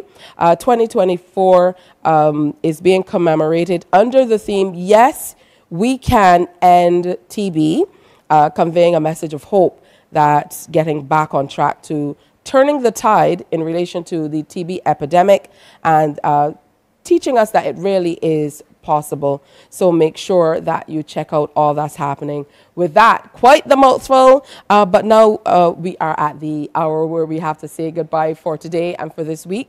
So coming up next week, we're going to be teaming up and telling you about the Faculty of Social Sciences at the University of the West Indies. We're also going to take a look at the Faculty of Culture, Creative and Performing Arts. The Barbados Association of Guidance Counselors will be here for a discussion. New disability policy is coming into being, and we're going to look at that too as we continue in the month of March. Family Matters series continues right here on Morning Barbados. And of course, we're talking the unveiling of the statue of Sir Charles Griffith. That is happening on Monday, but we are going to be sharing more then. So on behalf of the entire team, thank you for joining us from Standard. This week, we'll be back here next week, so be sure to join us. Have a great weekend all. Bye-bye. Wake up, wake up, wake up, wake up. Barbados, get up. Good morning.